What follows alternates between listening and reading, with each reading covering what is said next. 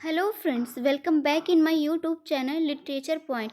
जैसा कि आप सब देख रहे हैं कि इस चैनल पे आपको डेली केवीएस की टीजीटी पीजीटी इंग्लिश की क्लास अपलोड हो रही है और इसी सीक्वेंस को आगे तक बढ़ाकर हम आपका जो केवीएस का NCERT syllabus TGT PGT English का उसे कंप्लीट कराएंगे। तो ये हमारी इंट्रोडक्शन क्लास है जो कि फिगर ऑफ स्पीच की है, क्लास 10 है। इसके पहले हम आपकी काफ़ी 9 क्लासेस ले चुके हैं और इसका टॉपिक है वो है मेटोनिमाई, साइनोडोस, एनाफोरा, लिटोटस, कैटाफोरा, क्लाइमेक्स, एंटी क्लाइमेक्स, चैस्मस। आप ये देख सकते हैं कि इतना इसका टॉपिक है। तो इतना हम पूरा आज आपको कंप्लीट करवाएंगे फ्रेंड्स। तो वीडियो बहुत इंपॉर्टेंट होने वाली है आपके एग्ज़ाम के पॉइंट ऑफ व्यू से, तो वीडियो को एंड तक ज़रूर देखिएगा और आप मेरे वीडियो के थ्रू अपना हैंड रिटन नोट्स फ्रेंड्स ज़रूर बनाइएगा, क्योंकि वो आपके एग्ज़ाम के लिए बहुत ज़्यादा इंपॉर्टेंट होने वाले हैं।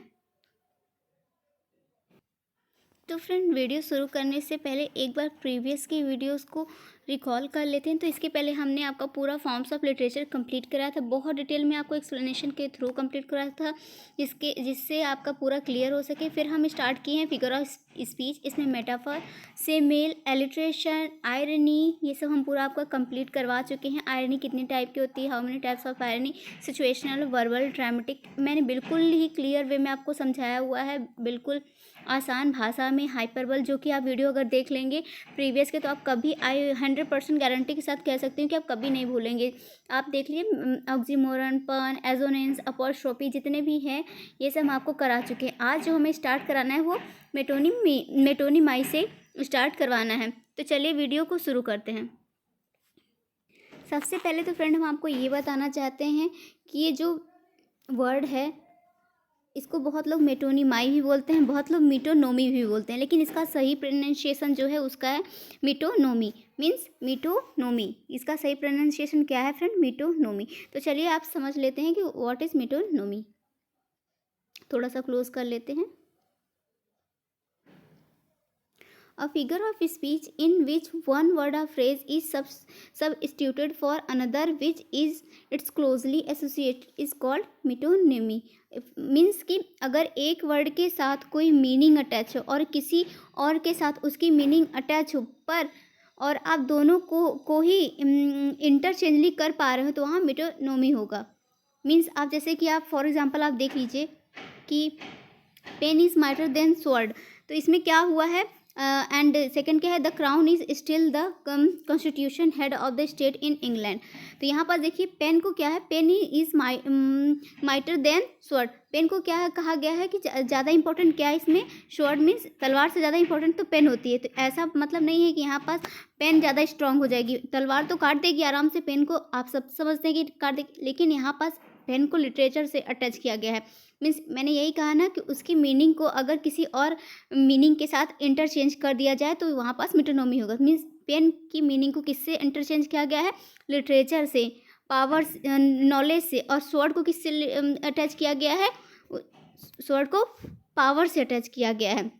तो आप समझ पा रहे होंगे कि तो मीन्स रिटन वर्ड जो है, रिटन वर्ड के थ्रू जिसके पास नॉलेज है और जिसके पास पावर है, सब कहते हैं ना बल बड़ी की बुद्धि, तो इसीलिए सब कहते हैं कि भाई बल तो होना अच्छी बात है, लेकिन अगर जिसके पास बुद्धि है वो बड़े से बड़ी कोई भी कार्य कर सकता है।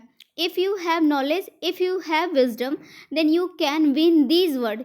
You don't need muscle power या स्ट्रॉन्गटी, कुछ भी आप मतलब आप कह सकते हैं कि अगर आपके पास नॉलेज है, आपके पास विजडम है, तो आप पूरे दुनिया को पे विजय पा सकते हैं, ऐसा कहा जाता है। तो मीन्स यहाँ पास जो है फ्रेंड्स, वो पेन को किससे जोड़ा गया है? वो नॉलेज से जोड़ा गया है। वो किससे जोड़ा गया है? वो लिटरेचर से जोड़ा गया है। और स्वॉर्ड को किससे जोड़ा गया है? वो पावर से जोड़ा गया है। इसलिए यहाँ पास बोला गया है कि pen is mightier than sword. ये एग्जाम्पल है। तो मीन्स मेटोनिमाई क्या हो गया? पेन किससे अटैच हो गया? इंटरचेंज किससे हो गया? लिटरेचर से। तो यहाँ पर सेकंड वाला हम एग्जांपल देख लेते हैं। The crown is still the constitutional head of the state in England. तो इसमें आप क्या कह रहे हैं? तो इसका मतलब ये तो हुआ नहीं कि क्राउन किसकी हेड है?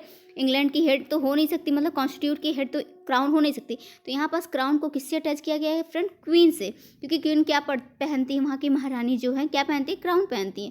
तो इस प्रकार से क्राउन को किससे अटैच किया गया है? क्वीन से। आई होप आप लोग समझ गए होंगे व्हाट इज़ मेटोनिमाई। मीन्स इसमें क्या होता है फ्रेंड कि अगर जैसे कि जो जो वर्ड है उसको किसी और वर्ड से इंटरचेंज करके आपको एग्जांपल के थ्रू दिया जाए तो वहाँ क्या होता है, वहाँ होता है मेटोनीमाई। आई होप आपका क्लियर हो गया होगा। आज हम लोग थोड़ा जल्दी जल्दी चलेंगे थोड़ा, क्योंकि आज हम लोग ये पूरा टॉपिक कंप्लीट कर दें, नेक्स्ट हमको एनसीईआरटी स्टार्ट करना है। थोड़ी मेरी तबीयत फ्रेंड ख़राब हो गई थी बीच में, मैंने आपको प्रीवियस के वीडियो में बताया कि मेरी तबीयत ख़राब चल रही, इसलिए मैं 2 दिन वीडियो अपलोड नहीं कर पाई थी, इसलिए आज ये टॉपिक जल्दी जल्दी हम कंप्लीट करेंगे। तो नेक्स्ट हम आते हैं synecdoche. What is synecdoche? A figure of speech in which a part is use to represent the whole. Means ऐसा फिगर ऑफ स्पीच जिसको कि मतलब वो पूरे पार्ट को मात्र एक पार्ट को अगर हम बोल दें तो उससे पूरा की पूरा बॉडी, आई मीन मैं बोल सकती हूँ कि पूरा की पूरा होल उससे रिप्रेजेंट हो जाता है, इसमें होता है, इसे कहते हैं synecdoche. I will take the wheels for a spin. इसमें क्या बोला जा रहा है friends? I will take the wheels. Wheels यहाँ पास किस चीज़ का है? व्हील्स केवल कार के लिए लिया गया, लेकिन इसमें कार को क्या, केवल कार का पहिया बोल रहे हैं। I will take the wheels, क्या मैं केवल कार का पहिया लूँगा स्पिन करने के बाद, एक बार चक्कर लगाने के लिए? नहीं फ्रेंड्स, व्हील्स को यहाँ पास किससे जो साइनाडोस किया गया है? व्हील्स को पूरे कार से किया गया है। मीन्स कि अगर मैं एक बार पूरे कार का चक्कर लगा के आता हूँ, इसका मतलब ये हो गया। मतलब व्हील्स किसको रिप्रेजेंट कर रहा है फ्रेंड? पूरे कार को रिप्रेजेंट कर रहा है। सेकेंड एग्जाम्पल हम देख लेते हैं। It took 2000 hands of complete the construction work. तो ये मतलब अगर घर में काम लगा है तो पापा से कोई पूछेगा कि कितने आदमी काम में लगेंगे, कितने हाथ लगेगा, सब नॉर्मली यही पूछते हैं, अरे यार ये काम कंप्लीट होने में कितना हाथ लगेगा, तो लोग कहते हैं 10 हाथ लगेगा, 20 हाथ लगेगा। तो ये हाथ तो लगता नहीं है, मतलब उतने मजदूर लगते हैं। मीन्स एक हैंड किसको रिप्रेजेंट कर रहा है? पूरे मजदूर को रिप्रेजेंट कर रहा है। इससे नॉर्मल भाषा में आप नहीं समझ सकते, मतलब ऐसा एग्जाम्पल मैं आपको दे रही हूँ जो कि नॉर्मली लैंग्वेज में यूज़ होता है, क्योंकि मेटोनीमाई, साइनाडोस, इन सबको याद करना बहुत मुश्किल है। आप बार बार याद करेंगे, बार बार भूल जाएंगे, लेकिन अगर अपनी लैंग्वेज में आप समझेंगे तो आप कभी नहीं भूलेंगे। जैसे कि अब मैं नहीं भूलती हूँ, स्टार्टिंग में मुझे भी बहुत प्रॉब्लम होती थी, लेकिन मैंने केवल इसको अपनी लैंग्वेज में याद करने की कोशिश की, जो कि मैं जब याद करने की कोशिश की तो ये रटना तो हो गया, लेकिन बस जब समझ के मैंने किया कि ये कैसे होगा तो ये अब मुझे बिल्कुल क्लियर हो गया है, इसलिए मैं आपको उसी लैंग्वेज में समझाने की कोशिश कर रही हूँ। मीन्स यहाँ पास क्या हुआ फ्रेंड कि 2000 hands to complete the construction work. मतलब इस कंस्ट्रक्शन वर्क को कंप्लीट करने में कितने हैंड्स लगेंगे? 2000 हैंड्स लगेंगे। इसका मतलब ये है कि वहाँ 2 हैंड्स किसको रिप्रेजेंट कर रहा है फ्रेंड्स? पूरे वर्कर को रिप्रेजेंट कर रहा है, पूरे मजदूर को रिप्रेजेंट कर रहा है। तो अगर इस प्रकार का पार्ट, मीन्स देखिए which part to represent the whole work, इस प्रकार का बस एक पार्ट, मतलब अगर पहिया को ले रहे हैं पूरा कार को रिप्रेजेंट कर रहा है, और केवल हैंड को ले रहे हैं और पूरा किसको? मजदूर को रिप्रेजेंट कर रहा है। इस प्रकार का अगर आपको फिगर ऑफ स्पीच देखने को मिले, लाइन मिले, तो उसमें उस लाइन में कौन सा होगा फ्रेंड? फिगर ऑफ स्पीच साइनाडोस होगा। आई होप आपका ये भी क्लियर हो गया होगा। नेक्स्ट हम आते हैं एनाफोरा पे। What is anaphora? थोड़ा सा ऊपर कर लेते हैं। The repetition of a word or phrase for rhyming effect. For example, anaphora friend normally anaphora को किसी लाइन या क्लॉज में क्या करते हैं? सेम वर्ड को बार बार रिप्रेजेंट करते हैं। क्यों? क्योंकि उसमें एक रिदमिक इफेक्ट लाने के लिए राइटर जो है एनाफोरा फिगर ऑफ स्पीच का यूज़ करते हैं अपनी वर्क में। उसमें क्या? राइमिंग इफेक्ट लाने के लिए। देख लीजिए, जैसे कि आप एनाफोरा को एग्जांपल कर सकते हैं कि एक पक्षी होती है जो पेड़ों में ऐसे खट खट खट खट खट खट एक ही जगह खट खट खट खट करती रहती है और उसी से अपना घोंसला बनाती है। तो उससे आप थोड़ा सा अटैच करके याद करेंगे तो ऐसे याद होगा, क्योंकि मैंने भी उसी से याद किया कि उसमें भी वो एक ही जगह खट खट खट खट एक ही वर्ड में, एक ही रिदम में वो करती रहती है। तो इसी प्रकार से अगर आप याद करेंगे तो याद होगा। तो थोड़ा एग्जाम्पल के थ्रू समझिए। You must not stop, you must not wane, you must not fail. आप देख रहे हैं यहाँ पास क्या? You must, you must, you must, rhyming एक रिदमिक इफेक्ट लाने के लिए राइटर ने बार बार you must not stop, you must not wane, you must not fail यही डाला है। नेक्स्ट हम बात करते हैं ई वाले लाइन का। Every morning, every afternoon and every evening I walk by the lake. Means मतलब देखिए, every morning, every afternoon and every evening, ऐसे तो नॉर्मली राइटर लिख सकता था ना, every morning, afternoon and evening I walk by the lake, but उसने क्या किया? एक रिदमिक इफेक्ट लाने के लिए उसने एनाफोरा फिगर ऑफ स्पीच का यूज़ किया है. It means every morning, every afternoon and every evening I walk by the lake. Next हम बात करते हैं he had one apple, one banana and one pear. इसमें भी देख रहे हैं क्या होगा, रिपीटेशन हो रहा है. किस चीज़ का रिपीटेशन हो रहा है, किसी वर्ड और फ्रेज का बार बार देख रहे हैं, उसी वर्ड का बार बार रिपीटेशन हो रहा है. उसमें क्या होता है, एनाफोरा होता है. मीन्स एक ही जगह मान लीजिए वो पक्षी की तरह आप एक ही वर्ड को बार बार रिपीट कर रहे हैं, तो ऐसे वर्ड में रिपीटेशन अगर हो तो वर्ड हो या फ्रेज हो, ऐसे रिपीटेशन हो तो वहाँ पास क्या होता है, एनाफोरा होता है. आई होप आपका क्लियर हो गया होगा. नेक्स्ट हम बात करते हैं my life is happy, my life is simple, my life is complete. Means मेरी लाइफ क्या है, हैप्पी है, सिंपल है और कंप्लीट है. नॉर्मली यहाँ पास बोला जा सकता है my life is happy, simple and is complete. But rhythmic लाने के लिए, एक रिदमिक इफेक्ट लाने के लिए पूरे राइटर ने क्या किया है, पूरा रिपीटेशन कर डाला है फ्रेज का. मीन्स एक ही word, my life, my life, my life, my life, my life, my life. आप देख रहे हैं तीनों जगह उसने एक my life, my life, my life करके पूरा रिपीटेशन कर डाला है. इस प्रकार का अगर रिपीटेशन देखें तो वहाँ पास कौन सा फिगर स्पीच होगा, एनाफोरा होगा. आई होप आज के बाद आप ये नहीं भूलेंगे. नेक्स्ट हम बात करते हैं कैटाफोरा की. What is cataphora? Where an earlier expression or word refers to a forward expression, persons or thing is called कैटाफोरा. इसमें कैटाफोरा में क्या होता है, इसमें कैटाफोरा में इसमें होता है फ्रेंड, इसमें पहले आप एक प्रोनाउन को रिप्रेजेंट कर लेते हो सेंटेंस में, बट वो जो प्रोनाउन रिप्रेजेंट जिसको कि आप कर रहे हो वो सबसे लास्ट में पता चलेगा कि आप किसके लिए पूरा वो सेंटेंस यूज़ किए हो. मीन्स किसी भी मीनिंग का स्लो एंट्री हो, उसे क्या बोलेंगे हम, कैटाफोरा बोलेंगे. एक बार एग्जाम्पल के थ्रू आप समझ लेंगे तो आपका बिल्कुल क्लियर हो जाएगा. जैसे कि आप यहाँ एग्जाम्पल में देखिए, after he played cricket by 3 straight horse, Ram slept like a baby. After he, यहाँ पास आप क्या देख रहे हैं, देखिए आफ्टर ही यहाँ पास चाहता तो सबसे नॉर्मल, अगर नॉर्मल लैंग्वेज में लिखा गया होता तो यहाँ लिखा होता राम मतलब मीन्स लिखा गया होता after Ram played cricket.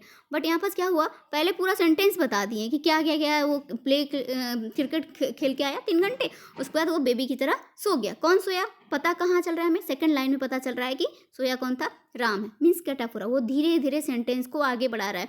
After मतलब छोटी सी बात को इतना बड़ा खींच दिया. After he played cricket for 3 straight hours, Ram slept like a baby. मतलब आफ्टर ही, हमें ही के बारे में पता ही नहीं है, लाइन में ही कौन है, हमें ही के बारे में पता कब चलता है, नेक्स्ट लाइन में.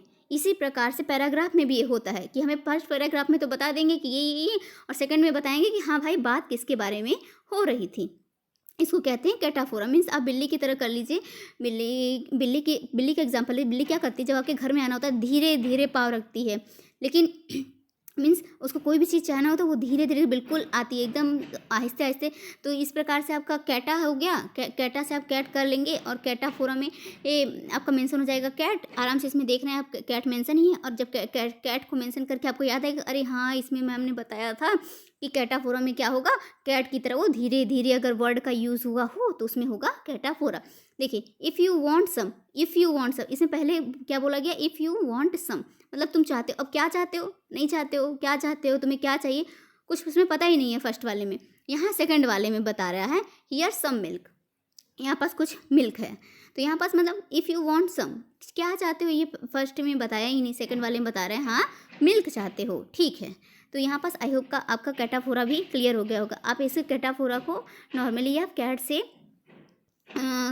से वो कर लेंगे तो फिर उसके बाद आपको कैटाफोरा भी बिल्कुल ईजी लगने लगेगा कि व्हाट इज़ कैटाफोरा. मीन्स इसमें क्या होता है फ्रेंड, किसी भी मीनिंग का स्लो एंट्री हो तो उसे बोलेंगे हम कैटाफोरा. इसमें तो मतलब पहले तो प्रोनाउन को रिप्रेजेंट कर लेते हो. मीन्स प्रोनाउन तो रिप्रेजेंट हो जाता है सेंटेंस में. मीन्स यहाँ पास भी देखिए ना, प्रोनाउन ये ही क्या हो गया, प्रोनाउन ही तो हो गया. प्रोनाउन तो सेंटेंस में पहले लाइन में रिप्रेजेंट हो जाएगा, बट प्रोनाउन है कौन ये हमें कब पता चलेगा, ये हमें सेकंड वाले लाइन में पता चलेगा. मीन्स यहाँ पास हमें पता चलेगा सेकंड वाले लाइन में. यहाँ पास देखिए हमें पता चला कि राम के बारे में भाई पूरा बात हो रहा था कि कौन क्रिकेट खेल के आया 3 घंटे, राम खेल के आया और फिर वो बेबी की तरह सो गया. इसको क्या कहते हैं, कैटाफोरा. मीन्स मीनिंग का स्लो एंट्री हो तो उसे कहेंगे कैटाफोरा. आई होप आपका कैटाफोरा भी क्लियर हो गया होगा. बात करते हैं, नेक्स्ट आता है लिटोटस में. What is litotus? A figure of speech that consists of double negative is called litotus. Affirmative is just a second friend. Affirmative is expressed by negating two negatives. तो इसमें फ्रेंड्स क्या होता है लिटोटस में, इसमें दो नेगेटिव वर्ड मिलकर एक पॉजिटिव वर्ड बन जाता है। मीन्स आप एग्जांपल जैसे कि दो नेगेटिव वर्ड, कोई भी दो नेगेटिव वर्ड मिलके एक पॉजिटिव वर्ड बन जाता है, उसे ही हम कहते हैं लिटोटस। अब ये इसमें देख लीजिए, ये वाले लाइन में अगर एग्जाम्पल के थ्रू आपको क्लियर होगा, सी इज नॉट डम, सी इज नॉट डम। अब यहाँ पास बोल क्या रहा है, देखिए नॉट लगा दिया और डम, देखिए सबसे पहले तो नॉट लगा के डम, एक नेगेटिव हो गया, और दूसरा डम मीन्स क्या कहते हैं, डल मीन्स थोड़ा सा बुद्धि से कम, ऐसे कहते हैं डम बॉय, ऐसे आप समझ लीजिए, वो भी नेगेटिव गया। मतलब आपका अगर ये मीनिंग निकाले, सी इज़ नॉट डम मतलब वो डम नहीं है, लेकिन normally she is clever, she is intelligent, कुछ भी यूज़ किया जा सकता है, ये नॉर्मल था। बट इसमें लिटोटस में यही होता है कि दो निगेटिव वर्ड को यूज़ करके एक पॉजिटिव मीनिंग थॉट निकाला जाता है, एक पॉजिटिव उसका मीनिंग निकाला जाएगा। मीन्स यहाँ पास दो नेगेटिव, एक तो खुद नॉट हो गया, एक डम भी तो नेगेटिव फीलिंग ही दे रहा है। मीन्स किसी के बारे में डम बोलना नेगेटिव, उसके बारे में नेगेटिव बातें करना ही तो होता है। आई होप समझ पा रहे होंगे आप।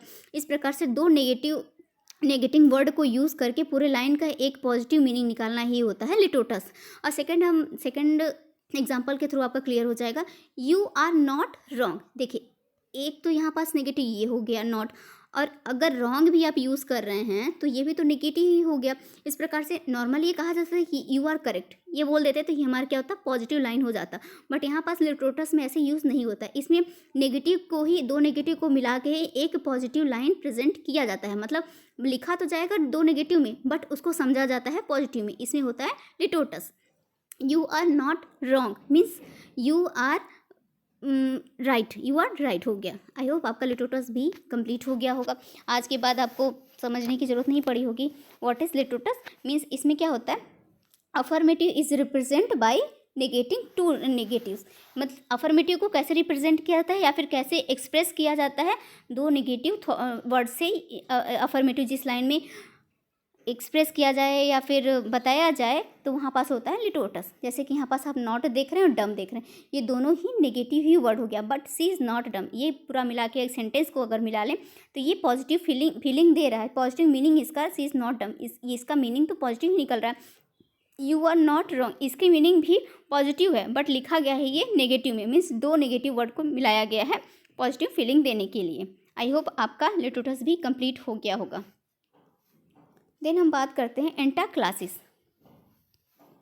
It is a rhetorical device in which a word is repeated in a sentence but its meaning change in the second instance. It can be categorized as a type of pun. Means friends antanaclasis में क्या होता है, इसमें word तो repeat होगा but इसका meaning change हो जाएगा। इसमें मीन्स वर्ड तो रिपीट होगा, आपके जैसे कि जो लाइन है, लाइन या फ्रेज में वर्ड तो रिपीट होगा बट नेक्स्ट वाले लाइन में उसका मीनिंग चेंज हो जाएगा, जिसको क्या कहते हैं, मीन्स इंथुइज्म, मीन्स जल्दबाजी में अगर किया गया हो तो उसमें क्या कहते हैं। जस्ट अ सेकेंड फ्रेंड, जैसे कि हम आपको एग्जांपल के थ्रू में बता देते हैं, जैसे कि आपका एग्जांपल के थ्रू बिल्कुल क्लियर हो जाएगा। इसमें क्या होता है, मैंने आपको बताया कि इसमें वर्ड तो देखने को मिलेंगे दो, बट वर्ड का रिपीटेशन होगा बट नेक्स्ट वर्ड का मीनिंग चेंज हो जाएगा। मतलब फर्स्ट वाले वर्ड का मीनिंग अलग रहता है, सेकंड वाले वर्ड का मीनिंग अलग रहता है, वही होता है एंटाक्लासिस। तो एग्जाम्पल आप देख लीजिए, इससे आपका बिल्कुल क्लियर हो जाएगा। द जज डज नॉट जज एनी क्रिमिनल्स, मीन्स सब पहले तो ये वाला जो जज है वो तो जज की बात हो गई। जज मीन्स आप समझ रहे होंगे जो वो होता है हाई कोर्ट में जो जज होते हैं वो वाले जज हो गए। बट डज नॉट जज, यहाँ पर जज जो किया गया है उसे सॉरी मीन्स उसको परखना, मतलब एक जज कभी भी क्रिमिनल को परखता नहीं है, मतलब अच्छा जज नहीं करता है एक जज। इस प्रकार से just a second friend, means आप देख रहे हैं कि ये जज ये जज एंड ये जज, इसमें क्या है, वर्ड का रिपीटेशन हो रहा है बट इस जज का मीनिंग अलग है और इस जज का मीनिंग अलग है। इस प्रकार से अगर यूज़ हुआ हो तो वहाँ एंटाक्लासिस फिगर ऑफ स्पीच होता है। सेकेंड हम बात कर लेते हैं सेकेंड एग्जाम्पल की। If you are not fired you with enthusiasm you will be fired with enthusiasm, मतलब कि जितनी जल्दबाजी से तुम आग नहीं लगाओगे, मतलब ऑफिस में अपना काम नहीं करोगे, उतनी ही तेज़ी से तुम फायर हो जाओगे। अब ये वाले फायर का समझ रहे हैं, मतलब कि जल्दबाजी में काम, मतलब अच्छे से तुम अपना काम करो, मतलब यू रॉक द, ये नहीं होता कि आज आपने तो आग लगा दी सर, बहुत अच्छा काम किया, ये वाला फायर हो गया, ये वाला जो फायर हुआ, ये वाला फायर हुआ। एंड ये वाला जो फायर हुआ, ये हुआ जैसे आपका बॉस आता है, मतलब कहीं आप देखे होंगे कि किसी का बॉस आता है और उसका काम उसे पसंद नहीं आता, तो सामने वाला कहता है you are fired, you are fired, वो फायर्ड, मतलब जॉब से निकालने वाले फायर्ड यहाँ पास हो गया। तो आप देख रहे हैं कि इस फायर्ड का मीनिंग अलग है, हालांकि इस वर्ड का रिपीटेशन इस सेंटेंस में हुआ है।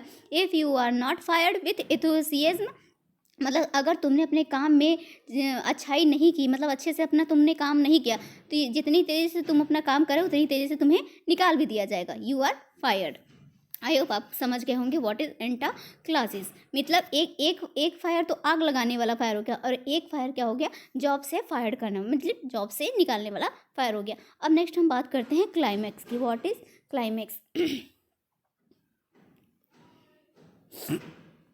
A figure of speech in which word, phrase, or clauses are arranged in a ascending order of importance or emphasize, means अगर मीन्स मीन्स इसमें क्या होता है, किसी वर्ड या फ्रेज को अरेंज किया होता है, किसमें असेंडिंग ऑर्डर में अरेंज करने को अगर दिखे तो उसमें होता है क्लाइमेक्स।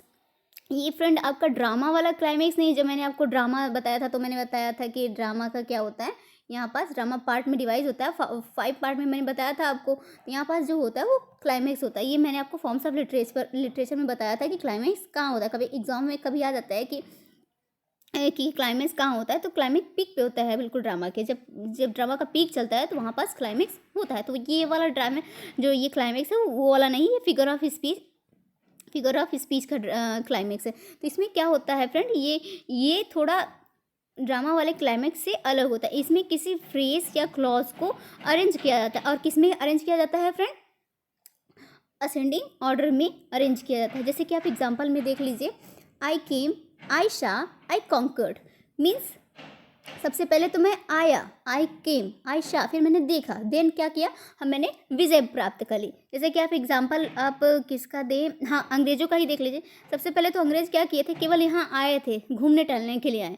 फिर वो यहाँ आए सब कुछ, भैया फिर देखें कि यहाँ कितनी चमक चांदनी है, इतना यहाँ हीरे जवाहरात हमारे इंडिया में है, तो क्या किए, यहाँ पास सब कुछ देखें, फिर वो क्या करें, यहाँ पास आके अपनी विक्ट्री कर लिए, या फिर हमारे ऊपर इतना रूल कर लिए। तो इस प्रकार से आप क्लाइमेक्स का एग्जांपल ले सकते हैं कि क्लाइमेक्स में क्या होता है, इसमें वर्ड, फ्रेज या क्लास का अरेंजमेंट होता है असेंडिंग ऑर्डर में। अगर इस प्रकार से आपको देखने को मिले तो वहाँ पास कौन सा फिगर ऑफ स्पीच होगा, तो वहाँ पास होगा क्लाइमेक्स। आई होप आज के बाद आप क्लाइमेक्स कभी नहीं भूलेंगे। एंटी क्लाइमेक्स जस्ट इसका उल्टा है। इसमें क्या होता है, a figure of speech in which word, phrase or statement gradually descend in order. Means इसमें तो क्या होता है, असेंडिंग ऑर्डर में होता है, बस एंटी क्लाइमेक्स में जस्ट इसका उल्टा होता है।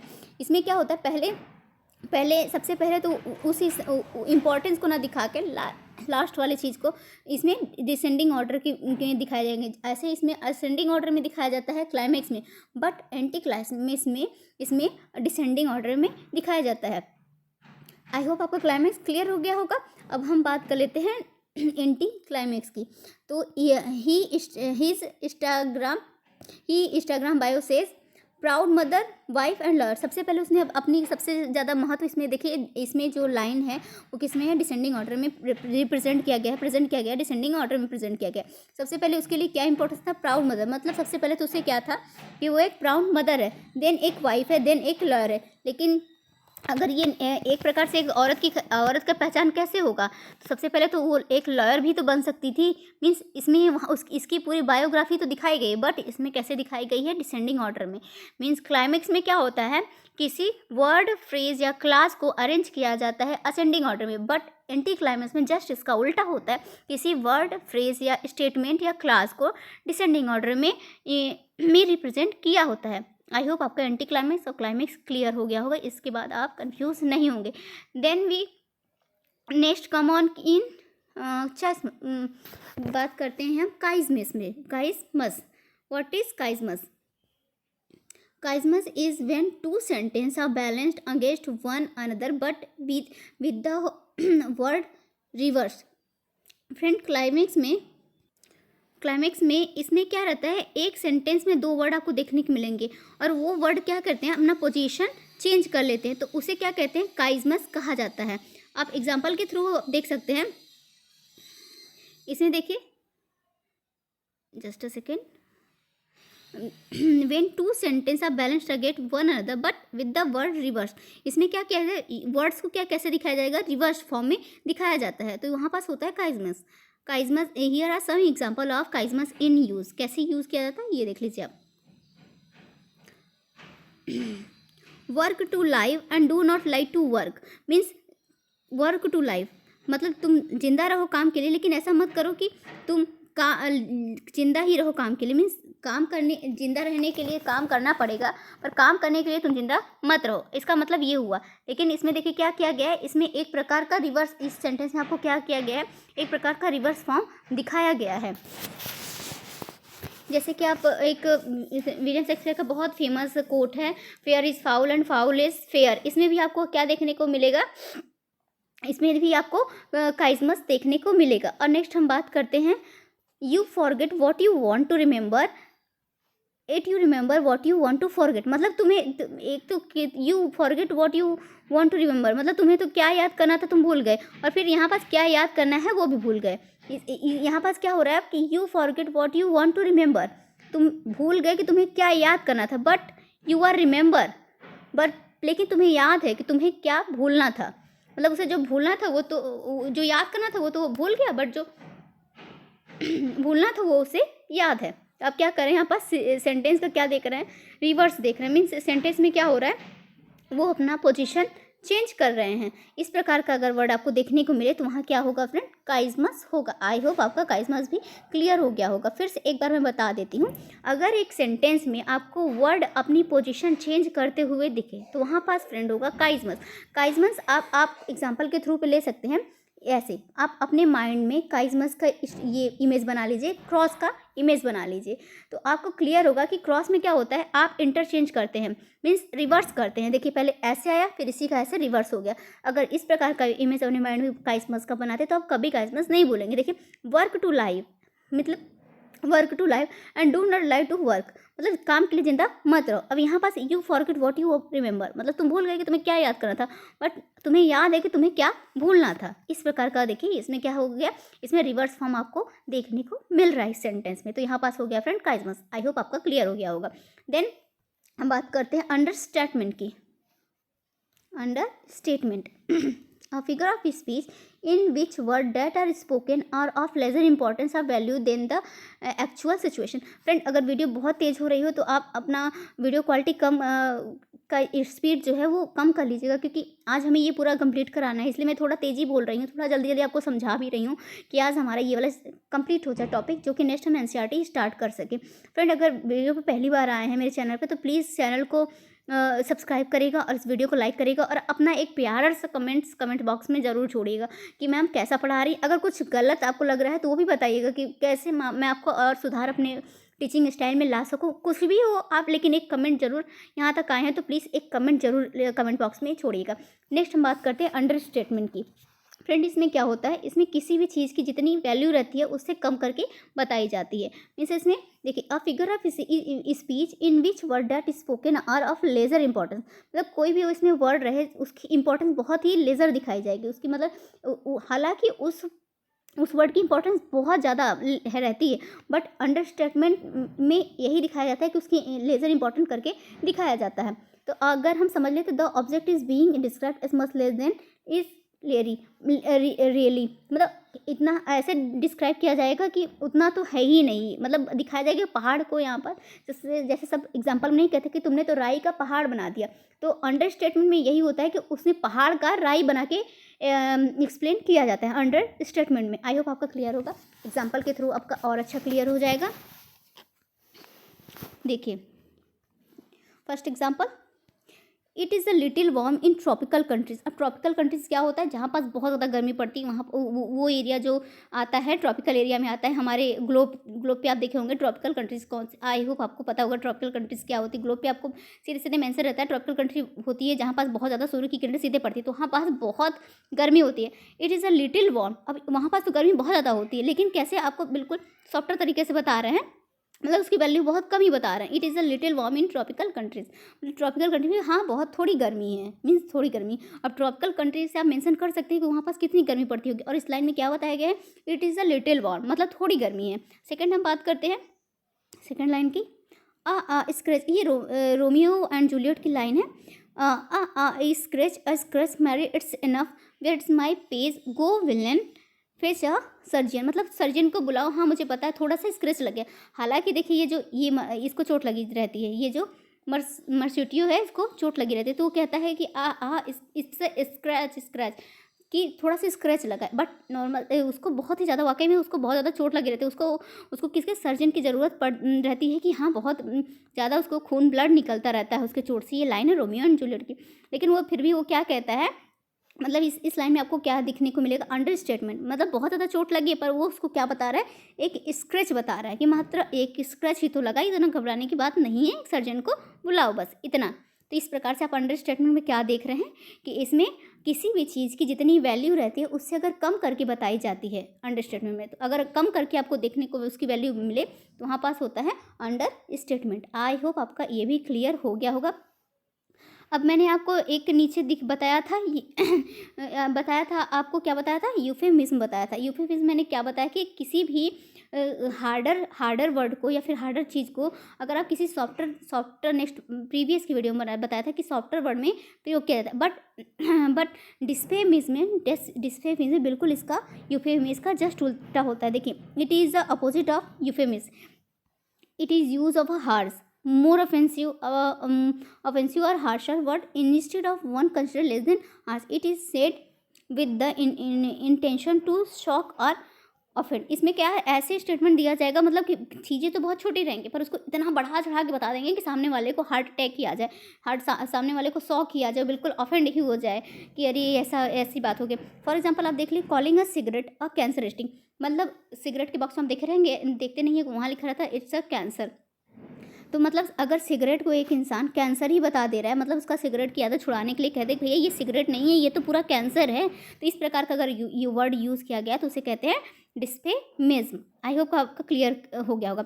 ही हैज़ गॉन कोल्ड, अब देखिए नॉर्मल में बात, अगर हम लोग वहाँ किसी की मृत्यु हो जाती थी यूफेमिज्म में हम लोग क्या कहते हैं, ही पास्ट अवे। यूफेमिज्म मैंने आपको प्रीवियस वीडियो में यही बताया कि यूफेमिज्म में कैसे, अगर कोई मर गया तो हम ये नहीं कहेंगे हाँ भैया वो मर गया, हम नॉर्मली से कहेंगे भैया वो गुजर गया।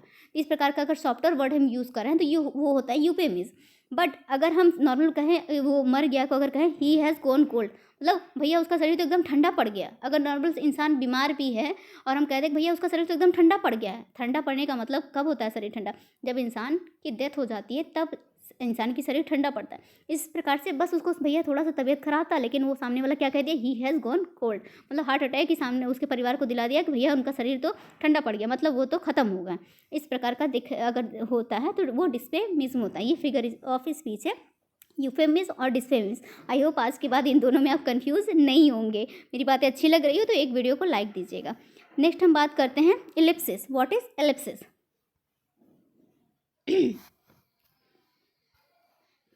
Using punctuation to refer to an omitted word or suggest.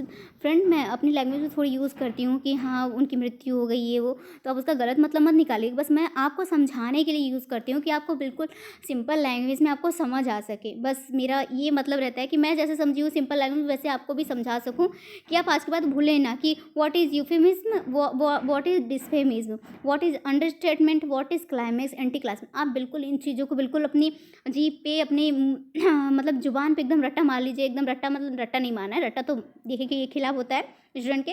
आपको बिल्कुल एकदम वो होना चाहिए समझ के करेंगे तो आपको ऑलरेडी रट्टा हो ही जाएगा। तो स्टार्ट करते हैं ellipsis. What is ellipsis? Using punctuation to refer to an omitted word or suggest that some word originally fill the given space.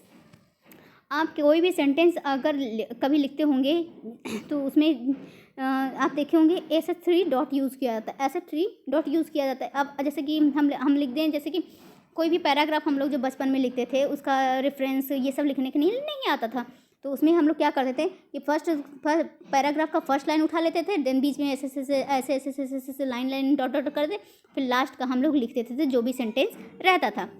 इस प्रकार से अगर आपको देखने को मिले तो वहाँ होता है एलिप्सिस, मीन्स जो बीच का गैप है उसे ही हम कहेंगे एलिप्सिस। मीन्स नॉर्मली मोस्टली सब ज़्यादातर। तो फ्रेंड एलिप्सिस में क्या होता है कि मीन्स अगर आप कोई सेंटेंस लिख रहे हो और आप पूरा सेंटेंस नहीं लिखना चाहते हो, तो आप फर्स्ट वाले पार्ट का मतलब जो सेंटेंस है उसका क्या करोगे, स्टार्टिंग का तो कुछ भी लिख लोगे। जैसे कि हम यहाँ पास क्या लिख दें, जैसे कि द एंड लिख दें, यहाँ पास मीन्स ये वाला लाइन उठा रहे हैं पूरा वाला, the end of the sentence है, तो यहाँ पास द एंड से लिख दें, फिर ऐसे बीच में ऐसे इससे नहीं लाइन किया जाता। फिर उसके बाद यहाँ पास हम नॉर्मली लिख दें ये क्या लिख दें, डिस्पेयर अगर हम लिख दें तो ये पूरा क्या हो जाएगा, एलिप्सिस हो जाएगा। Just a second friend. तो आप एग्जाम्पल के थ्रू पे आपका क्लियर हो जाएगा। I know she deserve to win, but इसमें देखिए इस लाइन में क्या है कि आगे बहुत कुछ कहा गया है, but I know she deserve to win, मतलब वो डिज़र्व तो करती थी विन करना, बट मतलब कुछ भी हो सकता है कि लेकिन ऐसा हो गया उसके साथ, लेकिन ऐसा हो गया उसके साथ, वैसा हो गया, मतलब आगे बहुत सारा सेंटेंस अभी बचा हुआ है। मीन्स आधा ही सेंटेंस कह के देखिए यहाँ पास एलिप्सिस, ये जो 3 डॉट्स हैं, ये 3 डॉट्स नॉर्मली लोग क्या करते हैं, ढेर सारा डॉट्स लगाते हैं, बट एलिप्सिस में बट नॉर्मली 3 डॉट्स ही लगाए जाते हैं, मतलब 1 2 3 डॉट्स ही लगाए जाते हैं। आप अगर जैसे कि ये राइट तरीका है लिखने का, अगर आप कुछ लिख रहे हैं, आप कुछ भी लिख रहे हैं, उसके आगे डॉट्स नहीं लगाए जाते। नॉर्मली सब लोग कई डॉट्स लगा लेते हैं, बट 3 डॉट्स ही लगाना चाहिए। तो आई होप आपका एलिप्सिस भी कंप्लीट हो गया होगा। एक बार मैं फिर से क्लियर कर देती हूँ। अगर आप कोई सेंटेंस लिख रहे हो और आप पूरा सेंटेंस नहीं लिखना चाहते हो, तो आप जब फर्स्ट वाले मीन्स पूरे सेंटेंस का फर्स्ट वाला पार्ट लिख के बीच में dot dot dot dot dot लगा के लास्ट वाला पार्ट लिख देते हो, तो इसको एलिप्सिस कहते हैं। आप एग्जांपल के थ्रू पे ये सब देख सकते हो। ये देखिए, ये I know she deserve to win, फिर उसके बाद यहाँ पास खाली छोड़ दिया गया है। एंड दूसरा देख लीजिए, it was the best of time, it was the worst of time, ये सुने होंगे, बट यहाँ पास क्या हो गया, it was the waste of time करके डॉट डॉट डॉट करके ये पूरा लास्ट का लाइन लिख दिया गया डॉट डॉट डॉट करके, it was the winter of despair. ये लाइन है, ये सबसे इसका फ्रेज का सबसे लास्ट का है। इनसे ये line it was the best of time, it was the worst of time, ये बहुत फेमस कोट से आप सुने होंगे, 100% सुने होंगे। तो इसका ये लास्ट का यहाँ पास लाइन लिख दिया गया है। ये पूरा इस प्रकार से सेंटेंस कंप्लीट माना जाता है। यही होता है फ्रेंड्स एलिप्सिस। नेक्स्ट हम बात करते हैं व्हाट इज मेरिज्म। मेरिज्म की बात कर लेते हैं। It is a figure of speech in which a combination of two contrasting part of the whole refer to the whole it's a kind of synecdoche. ये एक प्रकार का जो मेरिज्म होता है वो साइनाडोस का पार्ट ही होता है, मतलब काइंड ही होता है। बट साइनाडोस में आपको याद है कि मैंने साइनाडोस में क्या पढ़ाया, उसमें क्या है, जैसे कि पूरे कार को रिप्रेजेंट कौन कर रहा था, मात्र एक व्हील कर रहा था, मात्र एक पहिया कर रहा था, वो पूरे कार को रिप्रेजेंट कर रहा था। बट मेरिज्म में ऐसा नहीं होता। इसमें क्या होता है, पूरे होल बॉडी को कौन रिप्रेजेंट करता है, टू कॉन्ट्राडिस्टिक, मतलब टू जो वैसे तो मतलब कॉन्ट्रास्टिंग हो, मीन्स जो एक दूसरे के बिल्कुल अपोजिट हो, वही दो चीज़ मिलके एक पूरे होल बॉडी को या पूरे होल थॉट को जो एक्सप्लेन करे, वहाँ होता है मेरिज्म। इस प्रकार से मेरिज्म और साइनाडोस अलग अलग है। साइनाडोस में मात्र एक चीज़ पूरे होल पार्ट को रिफ़र करता है, बट मेरिज्म में 2 चीज़ एक ही पार्ट को रिफ़र करता है। एग्जाम्पल के थ्रू पे आपका क्लियर हो जाएगा। जैसे कि फ्लेश एंड बोन, आप ये देख रहे हैं फ्लेश एंड बोन एक दूसरे का बिल्कुल, ये दोनों अपोजिट हैं। फ्लेश मीन्स ये आप समझ सकते हैं एक बॉडी का पार्ट होता है। फ्लेश आप बताने के लिए मांस फ्लेश आप कह सकते हैं, और बोन हड्डियाँ। तो ये दोनों क्या हो गए, बिल्कुल जस्ट अपोजिट हो गए। फ्लेश एंड बोन किसको रिफर करते हैं, पूरे होल बॉडी को फ्लेश एंड बोन रिफर करते हैं। इस प्रकार से आप देख रहे हैं 2 अपोजिट चीज़ें, 2 अपोजिट वर्ड एक पूरे बॉडी को रिफर कर रहा है, और साइनाडोस में एक ही चीज़ पूरे होल बॉडी को रिफर करता है। इस प्रकार से आप दोनों कंफ्यूज नहीं होंगे कि what is साइनाडोस, what is merism.